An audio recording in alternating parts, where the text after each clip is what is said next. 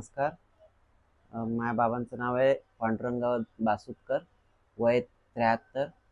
त्यांना आम्ही इथे न्यू मिलेनियम हॉस्पिटलला त्यांच्या पोटामध्ये म्हणजे संडास आणि लघवीला त्रास होत असल्या कारणामुळे आम्ही इथे ॲडमिट केलं होतं. आणि आता डॉक्टर हर्षित थोलेच्या मार्गदर्शनाखाली ते इतक्या दिवस ट्रीटमेंट घेत होते आणि आज त्यांचं सर्व ट्रीटमेंट ओके झालं आहे आणि आता त्यांना खूप बरं वाटत आहे. त्याबद्दल आम्ही या हॉस्पिटलचे खूप खूप धन्यवाद करतो. नमस्कार, माझं नाव डॉक्टर हर्षित ढोले आहे. मी सानपाडा येथील मिलेनियम हॉस्पिटलमध्ये ॲज अ फिजिशियन कन्सल्टंट आणि इंटेन्सिव्हिस्ट म्हणून काम बघतो.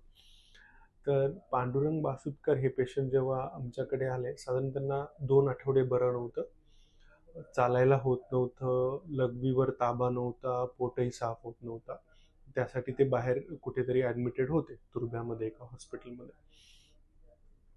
आणि त्यांनी एक ओपिनियन त्यांना असं मिळालं की कदाचित सर्जरी करावी लागेल. त्यासाठी ते इथे आलेले. जेव्हा मी डिटेल हिस्ट्री घेतली आणि डिटेल तपास केलं तर असं जाणवलं की कुठेतरी हा प्रॉब्लेम लघवीपुरता मर्यादित नसून न्यूरोलॉजिकल आहे, जेणेकरून त्यांची पायाची ताकद, लघवीचा ताबा, संडासचा ताबा हा सुटलाय. तर आम्ही MRI केलं, रिलेटेड तपास केले आणि कन्क्लूड केलं की हा प्रॉब्लेम न्यूरोलॉजिकलच आहे आणि त्यानुसार त्यांना ट्रीटमेंट केली.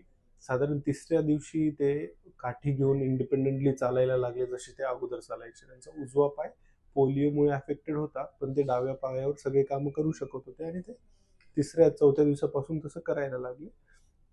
आणि साधारण 5व्या दिवशी आम्ही कॅथेटर काढू शकलो. त्यांचा लघवीचा, संडासचा आणि पायाचा त्रास पूर्णपणे बरा झाला. तर बोलायचं हेच की डिटेल क्लिनिकल एक्झामिनेशन आणि हिस्ट्री टेकिंग घेतली तर बरेचसे कॉम्प्लिकेटेड आजारही सोपे होतात आणि जसं ह्या केसमध्ये ऑपरेशन किंवा काही अशी गरज लागली नाही, फक्त मेडिकेशन्समुळे आम्ही त्यांना बरं करू शकलो आणि ते आनंदाने घरी गेले.